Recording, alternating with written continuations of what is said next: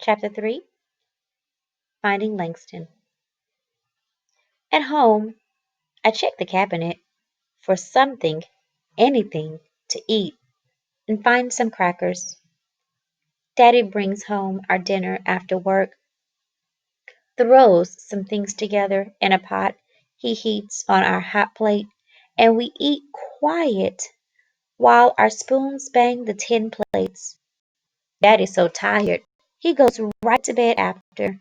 I clean up best I can, then sit up at the table with a lamp, doing schoolwork, wash up and go to bed. Across from Daddy in my bed, I listen to his snoring. Sometimes he talks a little bit in his sleep, calls out, Tina, his nickname for Mama, in his sleep, laughs like he used to before she got sick. But when he gets up, his face is back to what it's been since she passed. The sounds in our apartment come alive at night, scratching inside the walls. I've seen rats big as possums running in the halls. At night, they sound even bigger. Nothing keeps Daddy awake, and I still can't make myself get used to the loud voices down on the stoop below. Let the good times roll, playing on the radio next door. A mother trying to quiet her crying baby. Daddy snores so close they sound like he's breathing in my ear.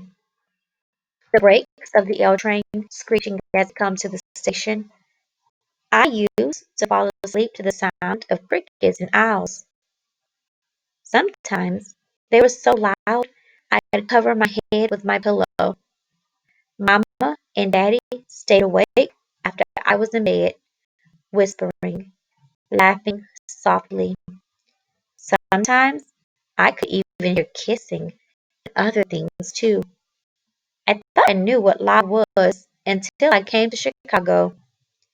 I dream of Mama too, only not at night. During the day is when I think of her. Most of the boys I knew had a house full of brothers and sisters. Wasn't no one growing up and only like me. I never told no one, but I loved being alone with Mama. Wouldn't want it no other way. Heard women folk whisper once in the church how it was sad. Tina couldn't have no more children after me, but Mama made it seem like I was all she ever wanted, like I filled her up, like any more would have been too much. She fussed after me. Sometimes, when she was tired, she said I worked her nerves, but there wasn't nothing to it. Time I'd go out and come back again. Her face lit up like I was a soldier home on leave. She never worried about me being a mama's boy. Like some folks said, she loved me hard as she could till she left this world. Street lights shine through the window in the front of the room. In Alabama, only lights I saw at night were the moon and stars, sometimes so bright a curtain couldn't block them out. I fall asleep most nights listening to Daddy snoring, but wishing for the sounds of an Alabama night. There's a letter waiting today when I get home from school, sticking out of mail slot 4D. It has my dad's name written in big, weekly letters on the front of the envelope. I hold it up, trying to see the words, but can't. I'll have to wait for Daddy to get home and open it. Upstairs, the apartment is hot and stuffy, even with the windows open. I lie down on my bed, and it creaks as I turn on my side to face the wall. I pick at the yellowed pages of the Chicago Defender. papering over the wall. I closed my eyes and tried to picture Mama. I can still see her smile with the space between her teeth, smooth brown skin, and eyes that laughed along with her. Before I know it, the tears start and won't stop. Can't believe how much I want to hear her just say my name or kiss my cheek at night. Just feel her hand rub my head like she did at night when she thought I was asleep. Sometimes I don't want to remember because with the remembering comes the hurting. I can't let the water go when Daddy's not home. But when he is, I pinch myself to stop thinking about home and Mama and how my heart is missing her so much it aches. I gotta pinch myself so hard. I left a mark once.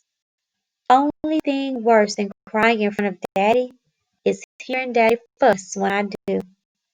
I sit up when I hear Daddy's key in the door. He comes in, holding a grocery sack in his hand. "What you doing in bed?" he asks. "Nothing, sir. Tired. It's all," I stutter, hoping my eyes ain't so puffy. "You ain't sick, is you?" he asks.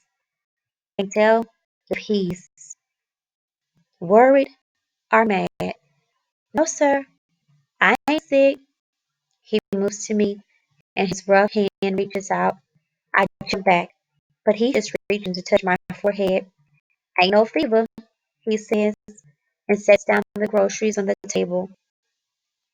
While Daddy heats up supper, I sit on my bed, looking over schoolwork. The pot of beans bubbles. Daddy sets out 2 plates, 2 spoons, and a loaf of bread. Back home, Daddy never cooked a meal. We both got up every morning to a hot breakfast of eggs and grits and sausage. The smell of it will wake me up before Daddy even called for me to get a move on. Mama packed my lunch pail for school. That is for the field. She'd stand over us and watch us eat. "Eat that, my hungry boys," she'd smile as we scraped up sausage, grits, and eggs. Since we left Alabama, we eat oatmeal for breakfast with a piece of toast Daddy can't help from burning. "How's school?" Daddy asks. I look up surprised. He never asks about school. "Fine," I answer. We take a few more bites in silence. He just says, "I'm real good at my spelling words. Best in the class." "Mm-hmm," Daddy answers.